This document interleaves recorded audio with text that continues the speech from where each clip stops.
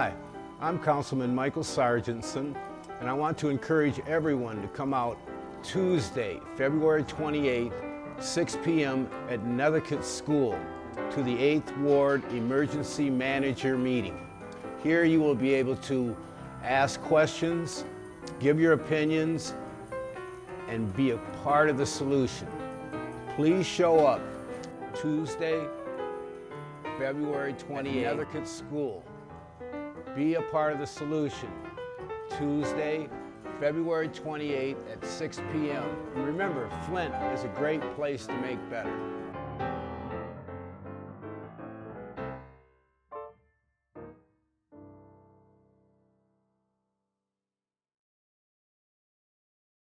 We've had an increase in revenue just by following through on some contracts to bring revenue into the city.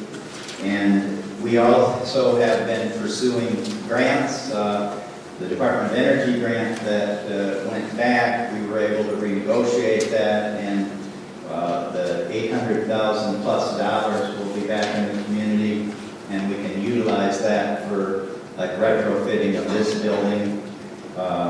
We can also, we've resubmitted and restructured a community policing grant, and we are pursuing with the fire department a new round of SAFER grants, and then we have submitted a grant to the state for water and sewer support. So those are additional revenues that some we hope to bring in, some we've already been successful in bringing in. We also sent a letter out to retirees for changes in retiree health care. We estimate conservatively that those changes could result in about $1 million annually of savings. We've had ongoing discussions regarding the golf courses.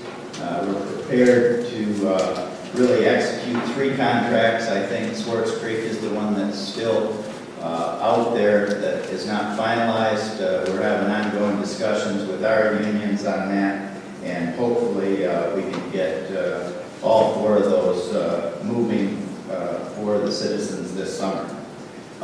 We also have had discussions on senior centers. That's certainly been a major complaint area that I've heard since I've been here, and I'm sure that you've heard it over the years. And so we're looking at some viable options there that we believe will bring better services to senior citizens, make a good use of the millage money, and work in good cooperation with the county, who, you know, is a player in that millage.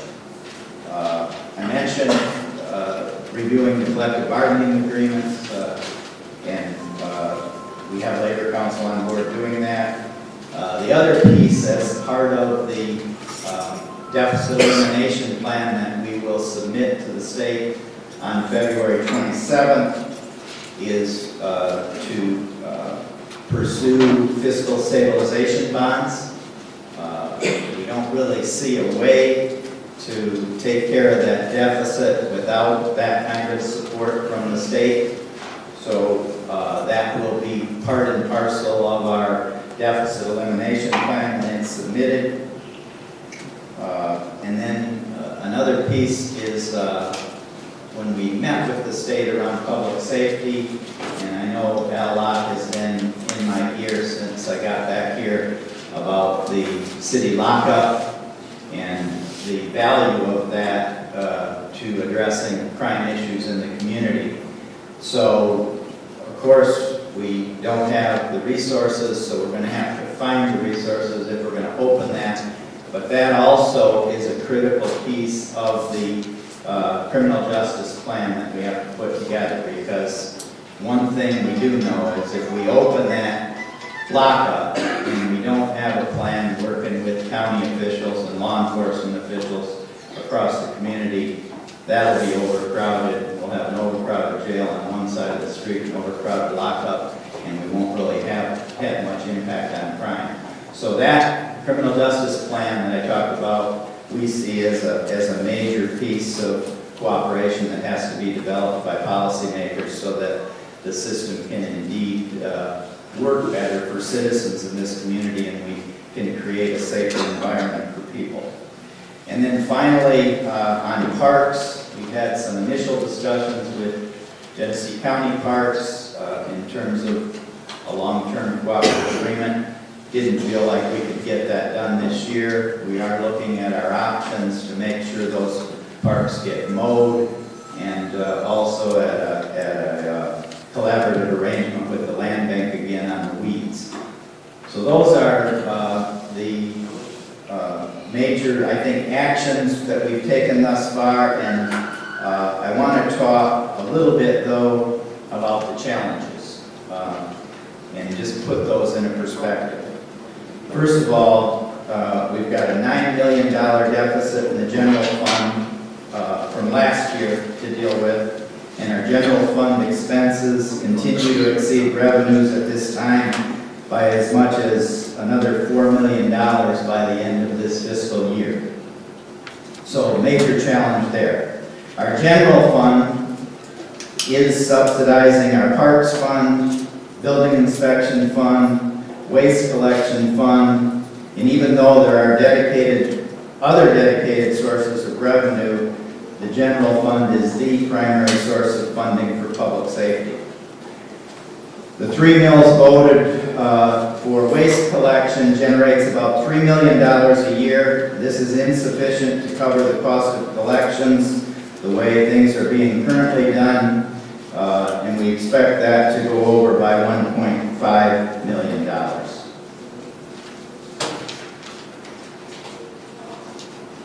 The half mill voted for parks operations is regularly subsidized by the general fund. The fees charged for water and sewer significantly have increased, and they've exceeded the fees charged in surrounding areas now, and they are insufficient to keep the systems financially solvent and able to afford the capital investments necessary to improve our infrastructure, and particularly water and sewer, where, as you know, we've got 100-year-old infrastructure, we've got major leakage problems, we've got about 30% loss of water, and we simply don't have the resources to put in place to improve that. So that's another major challenge area budget-wise. We lack the resources to adequately provide for code compliance and blight enforcement, and even at reduced staffing levels, expenses for police protection at their current rate are projected to significantly exceed budget by the end of the year. And significantly, it means over $1 million, probably somewhere between 1 and 2. And with the unexpected loss of its share of the county paramedic millage, the funding for the fire department is in jeopardy of being reduced before the end of the year. Healthcare and pension costs add millions to our expense base every year, and I mean millions. Many of you have heard that one number out there on unfunded healthcare liability is $900 million now. $900 million. So just major financial challenges that are staring us in the face. Looking ahead to the next budget year, while there are indications that the economy is beginning a slow recovery, we're likely to not see the benefit of that in the next budget year. Within the next few months, taxpayers will be receiving their assessment notices, and for many, their assessments, taxable value, and consequently the property taxes they pay will go down. Good news for taxpayers, but reduced tax revenue for city government to operate. And that's where we talk about public safety and services. How do we continue to deliver? Our assessor has advised us to expect a 20% reduction in property tax revenue, nearly $4 million.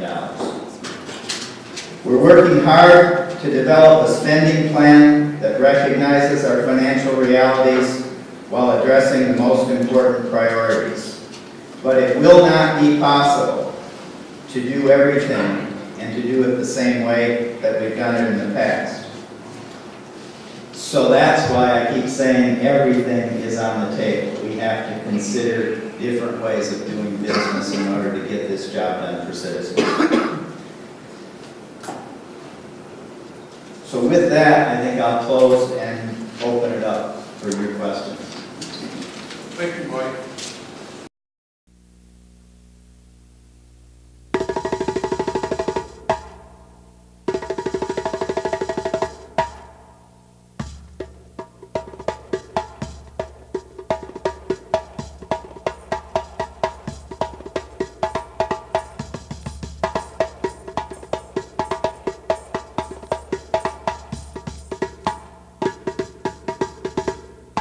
Only on public access.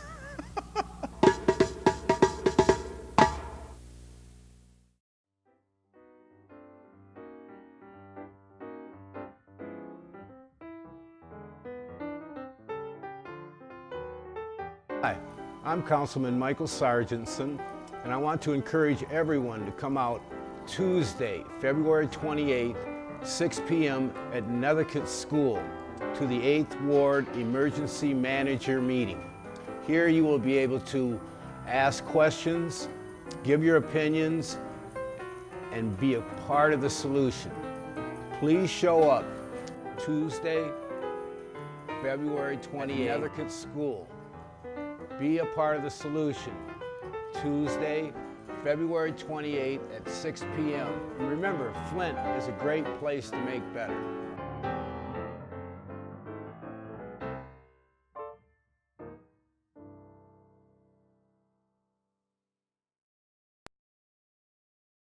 Let me remind council members that Mike has asked us to take about 20 minutes in asking him questions.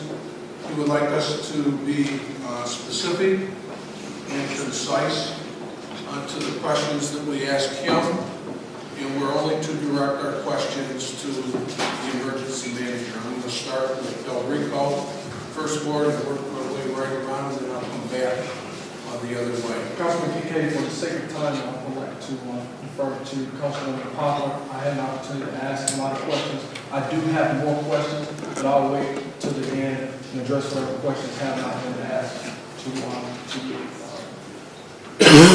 Thank you, Mr. Brown. Thank you, Mr. Lord. I will be brief because this is 20 minutes for everyone, not one person. Mr. Brown, first of all, I truly want to